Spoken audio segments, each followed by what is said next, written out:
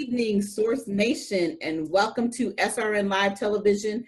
I am your host, Author Kimberly McLemore, and thank you for tuning in tonight to the show, The Author's Corner. Tonight we have another amazing show for you, but before I go any further, you know I have to thank our sponsors, because without the sponsors, the show would not be possible, right? So we have Zulina, Health, Wellness, and Fitness, Meet My Types Matchmaking, Renovations, and New Covenant of Praise Worship Center. So now let me just take a couple of minutes and tell you a little bit about myself and the purpose of the show. I am author of How to Be a Success by Just Being You, and memoir, Deception of the Heart, A Real Look into Domestic Violence. And I'm also the CEO and founder of the Women's Small Business Initiative, LLC, the host of the podcast, Your Resource for Success, which is on iHeartRadio and Spotify, and the founder of Author Kimberly and McLemore, LLC. And I'm also the host of this new show, radio TV show called The Author's Corner. So let me just tell you a little bit why I decided to do this platform. I really wanted this platform because we have a lot of new and existing authors out there that need something different ways to promote their book, right? So this platform is available for you to talk about your events, of course, talk a little bit about yourself, and of course, the big piece of it is we want to know where we can find the book at, right? So now, let me tell you a little bit about our special guest, Author Anita Washington. Author Anita Washington is the author of the book called Family is Not Everything: How to Minimize Their Mess, Maximize Your Happiness, and Enjoy Emotional Baggage Breakthroughs. She also is the host of the TV show That Anita Live and the Emotional Happiness Podcast, which provides a platform for women to learn, laugh, and more importantly, heal emotionally by learning from the challenges and successes of others. Also, she is a former school and community agency counselor and creator of the 7-Step Method. Anita has helped guide people from the ages of 11 to 50 through their own life issues, personal transformations, and professional endeavors. So without further ado, Source Nation, please help me welcome my special guest, Anita Washington. Hey, Anita. You are working it over there, honey. You are working it. So shows, the 2 books. Hey, and got a 3rd one coming out soon. Oh, yeah, I'm not, look, this ain't about me tonight, so we're going to talk about you. Wow, so welcome. Thank you. I'm excited to have you on. I've had the opportunity and the blessings to be on your amazing TV show. So I'm just excited that you're here and you have a new book. But before we dive into that, why don't you tell the listeners just a little bit about yourself? Well, like you said in the bio, formerly a school and community agency counselor. From there, I kind of burnt out and transitioned into doing contracts. Mm-hmm. I've done contracts for a number of years, but I've always been connected to the counseling community, whether it was through friends that I had that were former coworkers, or just people that were always asking me, you know, what would Nita do, or what do you think about this? When I ask why, it's because they see me as a happy person that is always that one person that goes after what they want. Okay. that to me seems that would be you, because, you know, when I met you, when we actually met at another opportunity that we had, you know, yes, a live show, you know, it was funny though, because you were kind of sitting back and just quiet. And then all of a sudden it was like, I want you to be on my show. I'm like, okay. Yeah, a whole different side person that was sitting back there being all quiet. Because the counselor, you know, the introvert in me sits back and takes everything in. You know, I don't miss anything. I noticed that. All of us extroverts were just, you know, running our mouths, and then, you know, you were just quietly sitting there, doing and not realizing, you know, that you had this amazing show that you do. Thank you. I know we're not really here just to talk about this, but, you know, I have to tell the world about it because it's a great opportunity for others who, you know, can reach out to you, and then they can possibly have the opportunity to be on your platform, because your platform is phenomenal. I want y'all to know when I say live TV, I was on a real TV station. I was like, oh my God, I'm on Channel 10. I was like, oh, this is real. I mean, the lights, you know, I was sweating. I mean, it was crazy. Because with everything that is virtual these days, when my guests walk into a real TV studio, they kind of say, Nate, I wasn't expecting this. Like they talk about people being in their living rooms or everything being online. And I said, well, sometimes it's good to stay attached to the traditional because there's some exposure and some conditioning that's done there. So, Exactly. like you're talking about it. Now, that experience evidently was a great one for you. So I'm glad to have been a part of that. It was. I mean, it definitely made me nervous. And all I kept thinking was like, oh my gosh, how to look through this camera? How to look through this camera? And the camera's like right there. I'm like, okay. You looked good, girl. You looked good. Well, you know, I did have my money green on that day. So, you know. Anyway, so now that after we've been crazy, right? So tell me a little bit. Okay, so are you originally from this area? No, I'm not from the DMV. I'm originally from South Carolina. Okay. And so how did you make your way? You know, can you give me a quick overview of how you got here? And of course, we know that you were into the counseling and so forth. Yes. And then we'll talk a little bit about how you got into the business that you are doing. Well, I've lived all up and down the East Coast. Mm-hmm. And I came to the DMV area really through contacts in grad school. Okay. When I was at Virginia State University, the DMV used to bring us back to the DMV to party. That was when DMV was real, right? And I just, through those experiences, I just kind of fell in love with the area. And even though once I graduated from grad school, I moved out to the Smokies, lived in Tennessee for a while, moved around, there was always that DC, you know, come back to DC, live in DC. DC is a great area. Right. I quit my job, moved, and here I am, 17, 18 years later. Wow. Nothing but history after that. And a great history. I tried to clean it up at first, but you know, let's just go and tell the truth and shame the devil. Look, we don't edit anything in this. It is raw and it is real. That's what I tell people. You come to my show and you do a lot of editing, okay? So whatever you say, everybody is listening right now. So it's okay, you know, but that's the beauty of having these platforms is that, you know, I want people to realize how human and how real we really are. Because a lot of times all they ever see is the shell of us and all they think about is, ooh, you know, she's an author, ooh, she's got a business, you know, so what we go through every day is hard work. And, yes. You know, this is the reason why we're here to tell our stories. And so now talk to me about, and to the listeners, of course, what made you decide to get up and walk off your job? Like I said, I became burnt out. Mm-hmm. In that particular job, I had been counseling 16 to 25. Okay. And the population every day began to become more and more juveniles. Mm. It was a cycle, and it's that cycle that burned me out because we would have the juveniles in a residential facility, and as long as we had them, okay, in that protected environment, mm-hmm. they were model citizens.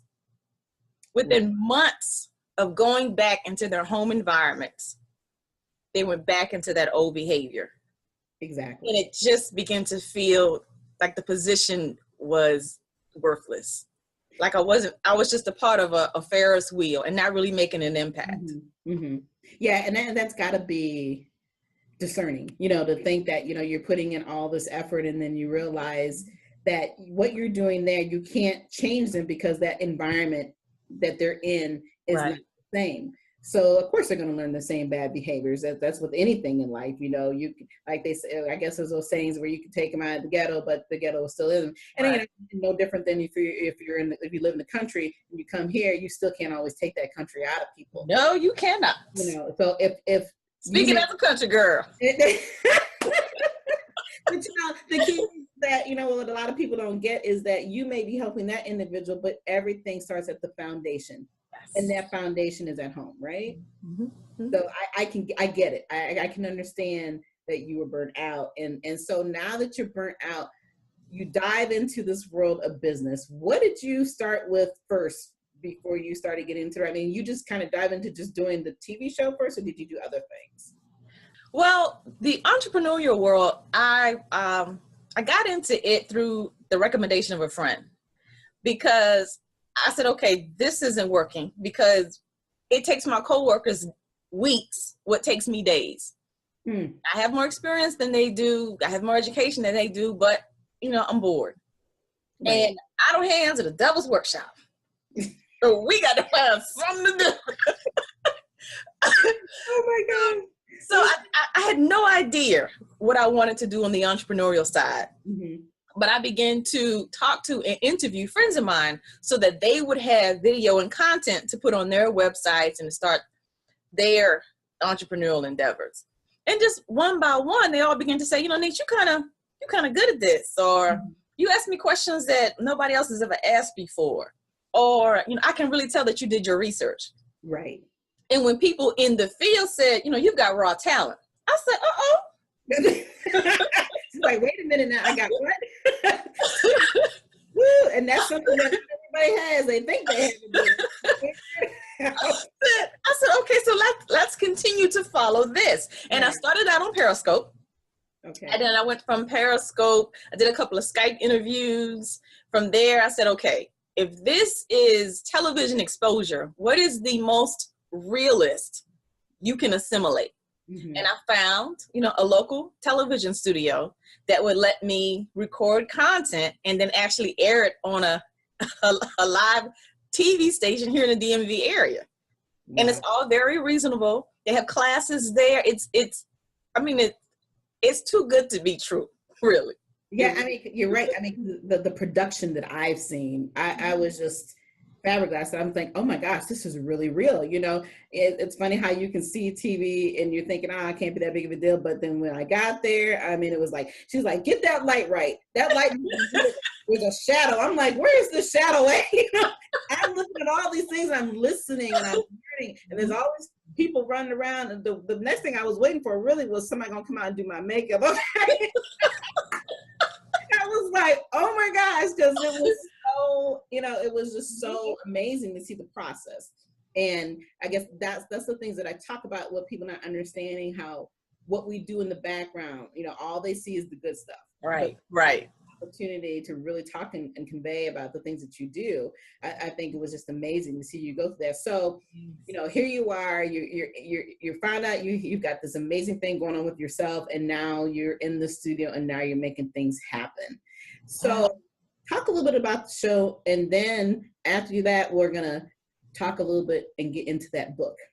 Well, That Anita Live is a television show in the DMV where I showcase and spotlight women that have been through devastating circumstances to talk about the tips and techniques that they use to rise and live a relentless life again. How did they find their identity and their independence after going through such traumatic experiences as rape, molestation, domestic violence?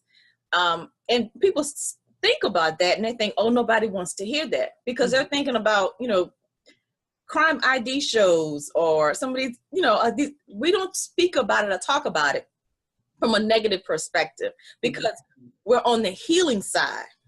So we talk about what you can do to get out of those situations, because somebody could have went through a domestic violence incident 20 years ago, but they're still living within that stuck place and that emotional baggage. And let's not talk about childhood trauma. Right. Whether it was teasing or bullying or being battered by a sibling, people grow up and still continue to live in those iron cages or under that emotional baggage. Well, when you listen to my shows, you listen to women that are telling you, this is how I got out, and these are the things that you can do to get out. Simple things, journaling. I also spotlight different therapists here in the DMV, so that you get a chance to view the therapist and their mannerisms, the way they talk, and they talk about how they deal with their patients, so that you can get people can get an idea on whether or not they would like to work with that therapist. Right. Because it's not difficult. Right. You can't always go to your good girlfriend with your deepest issues and problems. That's right. Because we gonna hold on to it when you try to go back. Exactly. And you're right. And I like that piece that you were talking about with the therapist, because I love the fact that you're giving people an opportunity to kind of interview them. Yes. Seeing who they really are and if that's a good fit for them personally, because you're right. You cannot always take your deepest personal information and share it with others, because then it doesn't become about you. It's about their opinion. And so it's always great to have somebody who doesn't know you and they really are truly looking at the aspect of what is best for you to get you to the next level. So before we move on to the book, I just want to tell everybody, look, if you haven't chimed in, Source Nation, oh my goodness, this has been a phenomenal show so far. And we're going to talk a little bit more about Miss Anita and her new book that she has. So tell me the name of the book, and I know you got it, so let's see it and let's hear about how you decided to continue, doing what you're doing. The name of the book is Family is Not Everything. Okay. Family is not everything. How to minimize their mess, maximize your happiness, and enjoy emotional baggage breakthroughs. Family is not everything. My little pride and joy. Okay. All right. And I like that title, Family is Not Everything. So how did you come up with that title? I want a family ain't everything, but my editor said, Nita, no. It needs to be grammatically correct. Well, and then because for me, one of the things that I talk about in the book is called family shaming. And I get so tired of people, whether it's an office setting or a social setting, family shaming other people. When they say, oh, no, I'm not going to go home for the holidays. I'm just going to spend the holidays alone. Oh, no, you have to go home. You have to see family for the holidays because they're trying to keep themselves comfortable. You don't know what you're sending that person back into. And so the saying out there is, if you don't have family, you don't have nothing. Okay, well, I come with the story that family is not everything. So let's talk about it from a different perspective. I like that. And you're right. I think a lot of people put too much stress on, well, you got to be here, you got to do this, you got to do that, and it's funny, even, when I moved here, a lot of people don't understand that everything in the DMV area is not 2 minutes away. It's literally, you could be 10 miles, but it may take you 30, 40 minutes to get down 10 miles. So it's always that stress of, well, why haven't you seen the family, or why haven't you done this? Why haven't Look, I don't have time, and it's not as easy as people think, and so that stress of always somebody saying, hey, you need to please the family. Well, okay, really? And why is that such a big issue? I'm not saying that you shouldn't spend time with your family and your friends, but what about you? You don't work to please the family. You need to work for your healthy place. Exactly. You need to work for your wellness. Exactly. And that's the key. And so I love the title. When I seen it, I was like, oh, this is going to be a good one here. Family is not everything. And you're right. And I like that. But you also talk a little bit about the fact that, like you said, you're trying to teach people how to get to that healthy place. Yes. So give me a couple tips. And if there's a piece within your book that you may want to dwell on or talk a little bit about or read, you please do so. Well, in the book specifically, I list a number of my own personal stories of childhood trauma.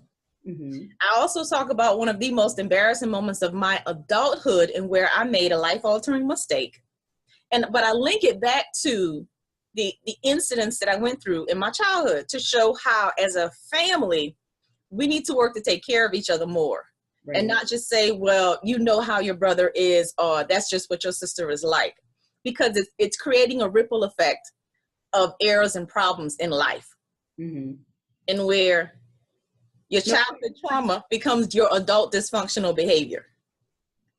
I agree. The way you said that was very simple, but you were absolutely right. And you can't blame, your family, because they're only going by the learned behaviors that they've given. Right. So as we all know, it's that continual it's that pathology. Yeah, constantly. And it does get old after a while. And that's nothing but a part of conformity. And that's with everything in life. You got to do it this way. You have to do it that way. And if you're not doing it a specific way, then there is a problem. There's always something going on. And then people are going to criticize you for not doing it the way that you've been taught this way.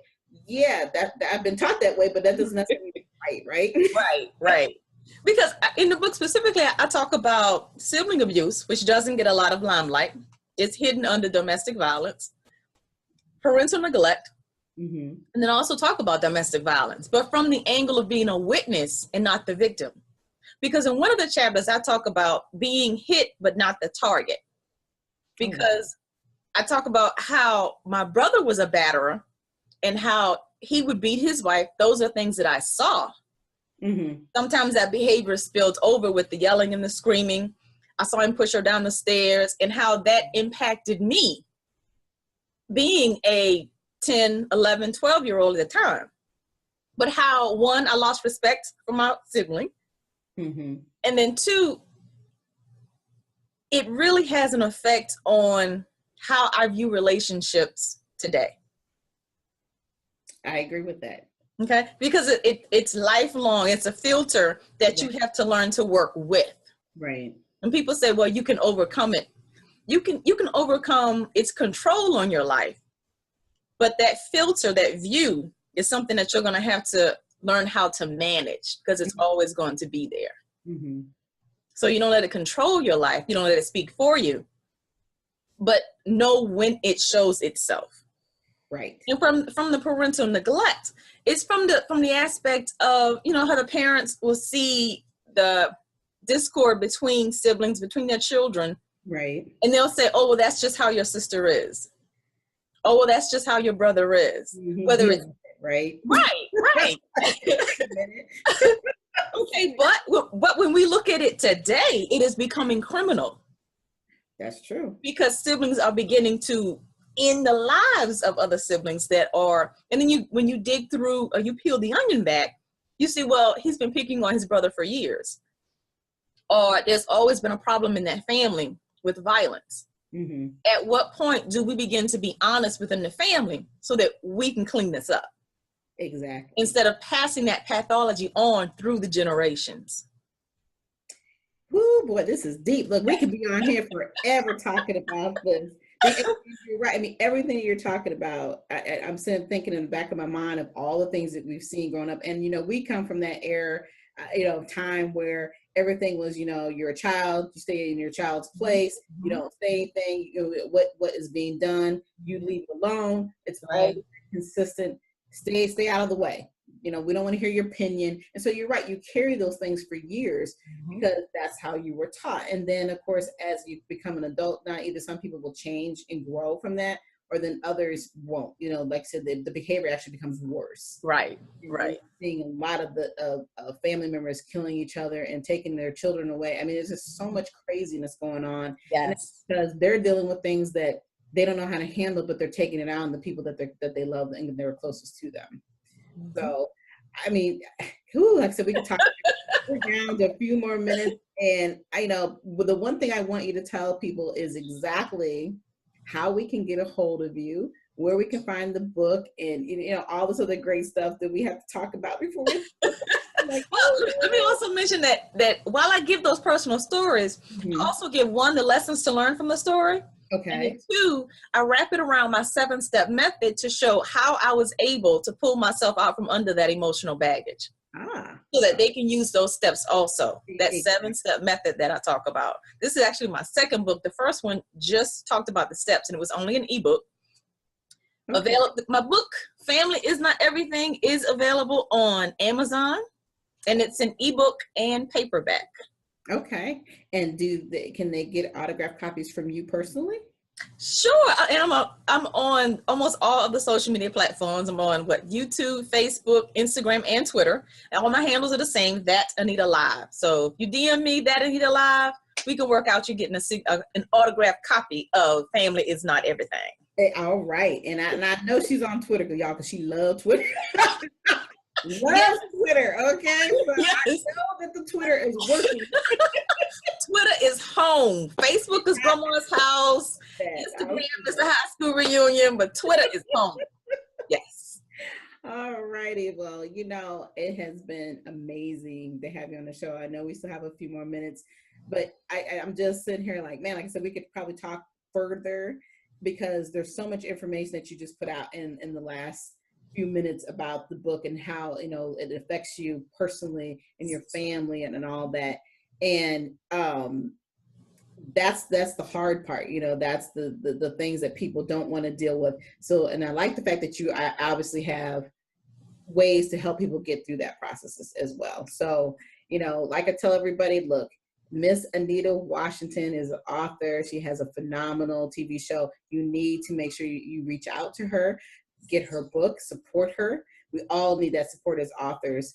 And I also would like to let everybody know, of course, you know, before I dive off of here, I got to do the sponsorship thing, and then of course tell you a little bit about how you can find me. But again, I want to thank you. It's been awesome to have you on. I know that time is ticking away, and if we get cut off, chime back in because it's crazy sometimes. Thank you very much for sharing your platform with me. Oh, absolutely. All right, Source Nation, I just want to again talk about the fact that we have author Anita Washington here. And like I said, she has a phenomenal new book. She's got a great TV show out. Please make sure that you come out and support her, help us out, you know, and learn something, because she has a lot of great information to share with you. And with your background, being a counselor and everything, hey, you are it. So like I said, thank you so much for coming on and telling your story, because it is a great story to tell. And like I said, I wish we had more time to dive into it a little bit deeper. As it goes, I've definitely, before we leave off of here, I have to thank our sponsors again: Zulina Health, Wellness, and Fitness, Meet My Types Matchmaking, Renovations, and New Covenant of Praise Worship Center. And then, of course, if you want to reach out to me, you can send any information. Of course, especially if you want to be on the show, please send your short bio, your book cover, and a professional picture to KimberlyMMclemore@gmail.com. That's Kimberly M, last name is McLemore@gmail.com. And also you can find me on all the social media platforms: Twitter, Facebook, Instagram, and go to my YouTube channel, which is on the Women's Small Business Initiative. This is where you will find this show and many other shows that I have done. And of course, you got to see this. So if you missed it tonight, make sure you come back and check us out. It has been a phenomenal evening. I really do, again, appreciate your time. Miss Anita, you are fabulous, and I hope to see you again soon. Thank you. Thank you on a book signing.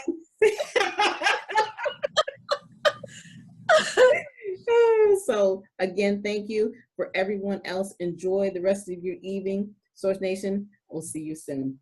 Good night.